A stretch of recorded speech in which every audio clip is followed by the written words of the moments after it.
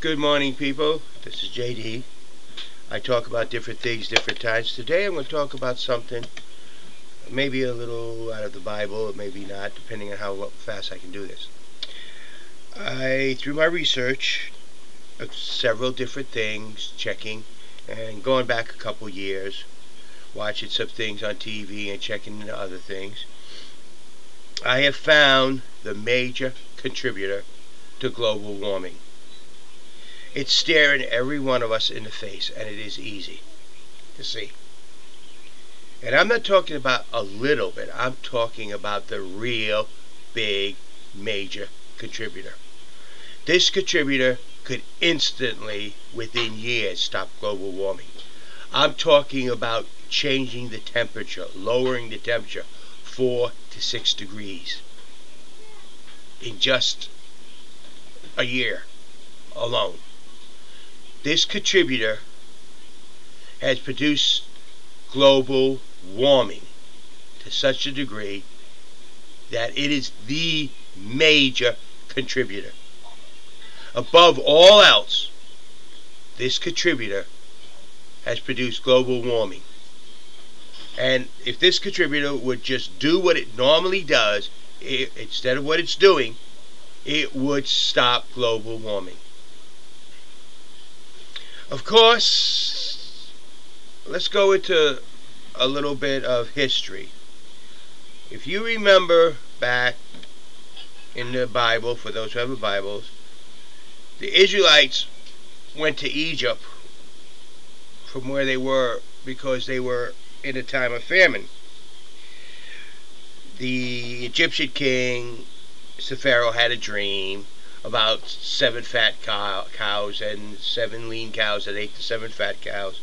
And Joseph was able to interpret the dream as, you're going to have 7 great years of harvest, and then you're going to have 7 lean. Store your grain so that when and it happened, and then all the Egyptians went to Egypt and then eventually became slaves and stuff. But that is what kind of prediction I'm giving you. Instead of alarming ourselves about global warming, prepare it and utilize it to its maximum. We can grow food in places we never could grow food before. We can harvest crops to places we never harvest crops before. We have so many things we can do. Because when this thing stops doing what it's doing, it's going to lower the temperature. What is this thing I'm talking about? The Earth. The Earth is contributing more to global warming than anything else by its lack of volcanic activity. Right now, we are in the most tranquil period of the Earth's volcanic activity. There are volcanoes all around the world that have been dormant that had never been dormant. And some of them are ready to go. If they all go at one time, the catastrophic effect to the atmosphere, global warming will not be a concern. So what should we do? They will go. They will blow. The Earth is the major contributor to global warming. And when these volcanic activities start happening, the temperature will drop. We can't utilize growing in areas. Remember, New England had a year without summer. That was because of volcanic activity. During the time of the Revolutionary War, they called it the Big Chill, a mini ice age. Volcanic activity. If we were to have major volcanic activity, Canada would be covered with ice year round. We don't have volcanic activity for several years, several decades now. The atmosphere is clearing. The temperature is rising.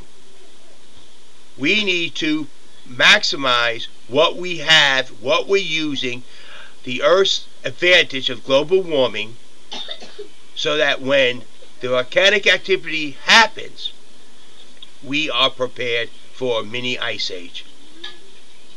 We should know where all our natural gas resources are and utilize them. We should have all our oils in the world being pumped and ready to go. We should have refineries, because once we go into a mini ice age, we are going to need those natural resources to keep warm in climates that will turn only 4 to 6 degrees down. But for those people to survive, we need to prepare ourselves and maximize. Just like this depression we're in, we could have avoided it, but we prefer to take the easy road. Do we have to wait for the national, worldwide catastrophes of volcanic activity to stop saying, oh my God, we're in an ice age? Because the Earth is the major contributor to global warming by its lack of natural volcanic activity. And that will change. This is JD. Have a nice day.